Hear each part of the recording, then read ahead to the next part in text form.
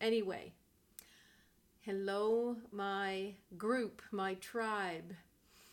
If you've ever wondered how this could make sense to just anyone when I refer to the group, it is a bit of a mystery, but for some reason you're listening, and that qualifies you and qualifies me, and that's all that really matters.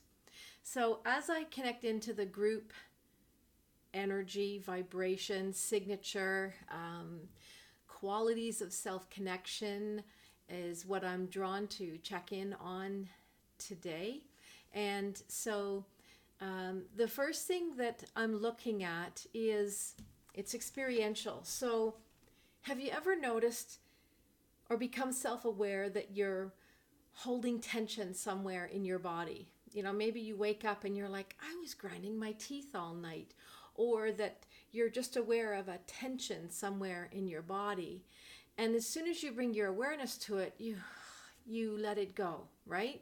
So I feel like that is a really good way to try to explain the connection, the quality of the connection that as a group we're kind of holding to the physical material world. So we need to, first of all, become self-aware of anywhere we're holding tension, not just in our body, but in our physical life, in our material life. Are we holding tension in a relationship? Or are we holding tension around our finances or around our material acquisitions? Where is there a tense muscle? Understand what I mean? So just bring your awareness to that and just start to allow it to relax. So there's this idea that because we are a group, we are a tribe, we're not alone. And so we're not supposed to nourish selfdom in an imbalanced way. It is essential to have time to the self, but it is also essential to have time being part of a community, making a contribution, and receiving the benefit of being in a community, in a tribe. And so this is why it's really important to nourish the bonds that we have with each other. And in as much I can't put my finger on the word, intimate way that we can, non-personal, intimate way that we can. Like, if you have the time to text somebody, you actually have time to speak to them if they're available. So, that's more of an intimate connection. And I'm constantly doing that, so because we can spend 20 minutes texting back and forth, whereas we could have a conversation that was more intimate, more to the point, and more efficient in a few minutes. So that comes up. That's a tension, right? Texting back and forth, that creates a tension. So just become aware of where you are nurturing tensions in the physical world, in your physical body, and just bring your awareness to it and just let your shoulders drop. Let the tension fall away and find the more efficient way. So this frees up energy, because I'm always looking at where are we losing energy, where are we spending energy mindlessly, where it's not going to come back to us in a new form. So it's just like, just taking the plug out and letting it drain down the sink.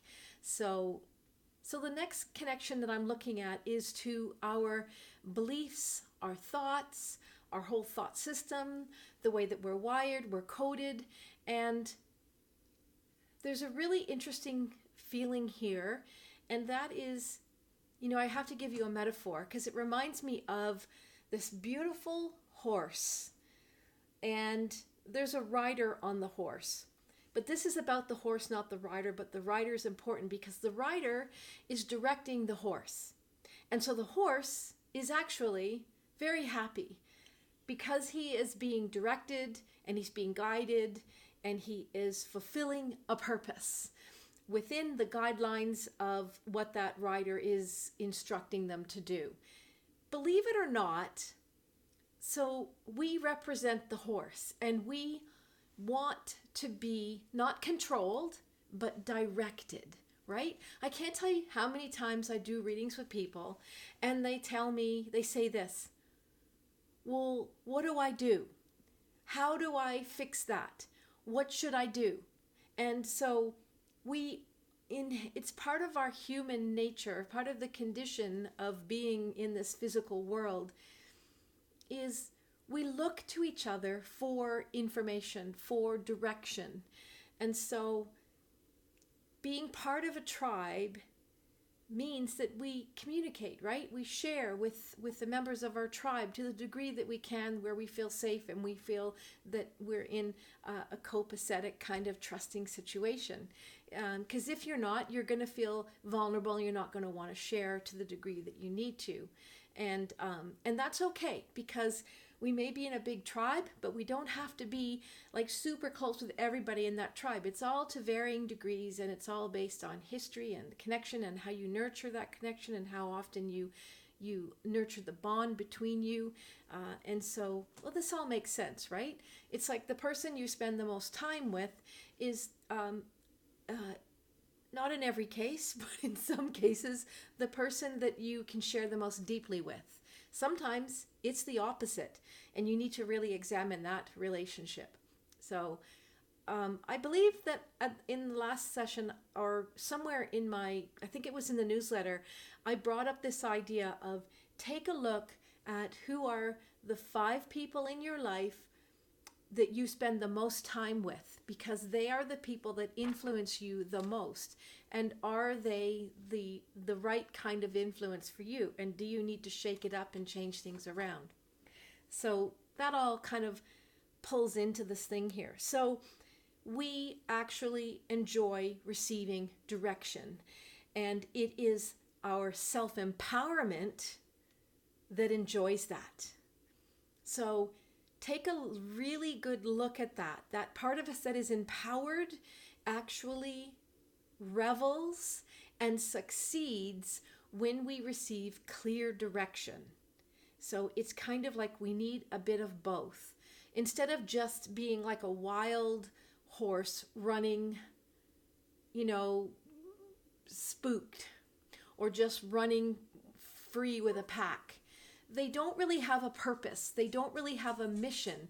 And we love to have a mission. We love to have a purpose. We love to be in service in whatever capacity. And yes. So the next thing that I'm looking at is that when we are nurturing the connection to our tribe,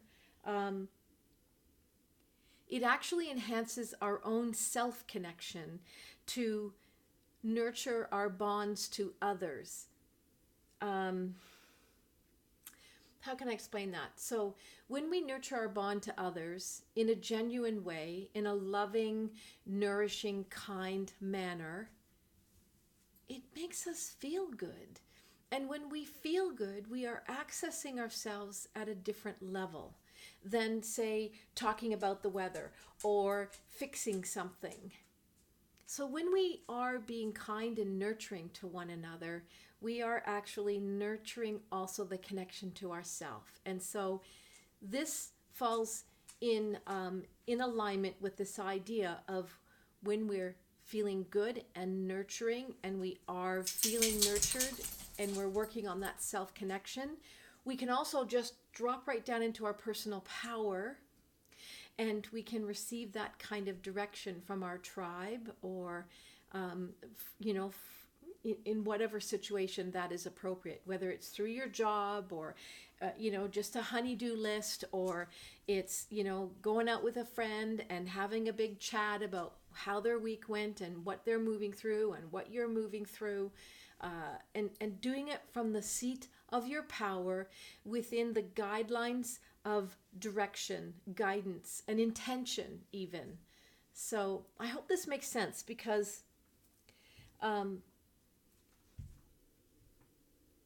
the purpose of this is when I go to the next level of connection, which is actually in the emotional body, which is through the heart and the soul. In the group vibration, there's a bit of suppression that's still going on, where we are suppressing, holding back emotional energy. And when we hold back our emotional energy, we actually sort of pinch down, close off the valve to our intuition and our wisdom. So to be highly intuitive and psychic and wise, we need to be emotional. And so that doesn't mean that we're an emotional basket case. It means that we are functioning from our emotional intelligence, but also our outer social intelligence. So we know how to conduct ourselves in an integral way. So that's really important. So pay attention to where you are holding back emotions, and that will explain why you are not as clear in those particular areas where you're holding back emotion, and it may explain why you're not able to make some decisions or get a sense of direction, right? And that direction can also come from our wisdom, which directs our personal power into action. All right. Being connected to our intuition is also being connected to synchronicity, manifestation, materialization. So paying attention to when we are in states of flow. You know, when we're in a true state of flow, it's like time doesn't exist, space doesn't exist, and we are just in our element. And there's nothing else that really comes close to it except for perhaps just completely leaving this dimension altogether and leaving. All right, I won't go there. So the last thing that I want to look at is the connection to our spiritual connection to ourself. And it's kind of like a doorway that we go through, that I go through, to connect to the identity of you and how you're showing up in this world, and what is the quality of that connection that you have to your identity right now. So this is really another little piece that snuck in. And so it almost feels like some of us in this tribe are trying to cleanse ourselves of some shame. And it's not with you 24/7. It's kind of like you notice a dirty mark on your body or on your clothing or on a wall, and it's like you just want to get rid of that dirty mark. And so what it represents is some shame that as a whole we're all trying to purge and cleanse shame. So shame is a really powerful, debilitating pattern. You know, oftentimes shame and blame kind of go hand in hand, but it's crippling, and it's damaging, it's destructive, it can cause illness. So it is something that we need to restore balance to. And the only method that I can suggest that I know works is actually being very practical. So we have to have a practical conversation with ourselves, right? Because often shame is connected to stories that aren't based in reality, or they are based in an experience where you were not in your power, and you were being directed in a disempowered way, or controlled. There's all kinds of examples. I'm not going to go down that rabbit hole. The point I want to make is that to heal from shame, we need to get very practical. We need to know that we can't change the past, but we can change the way we view it. That's very empowering. And we also need to look at the fact that shame is kind of like walking around with a red scarlet letter on your arm. So rip it off. Don't show up in the world with this kind of vibration showing up in your identity, because everyone that meets you will sniff it out like that. Whether they can articulate or not is another thing, but they will sniff out that there is this aspect of you that is hiding, that is in shame.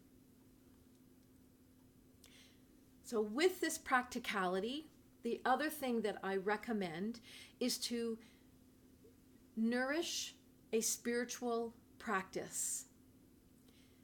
Whether you have one or not, to nourish this idea, whether it's traditional or whether it's something that is kind of a mishmash of things. You don't want it to be too loose. This is where it needs to be practical. It needs to be a little bit conventional, a little bit traditional. So maybe that's meditation. Maybe that's spending time doing a type of meditation, or some kind of a practice. Maybe it's a movement practice. Maybe it's a breathing practice. Maybe it's just focusing on a flame. But it is something that you want to do in a regular way for a time that is consistent, that is conventional, traditional, and practical, okay? That's what begins to heal the shame. And I don't know what else to tell you as to why, except that the proof is in the pudding. So that's kind of my message for today. I really wanted to connect into how we are connecting to ourselves and how we can beef up the quality of that connection, because everything comes back to self-connection. It's just the way of it. So I'm going to leave you with that, and I look forward to your messages, and enjoy the rest of your sacred Sunday. All right, take care.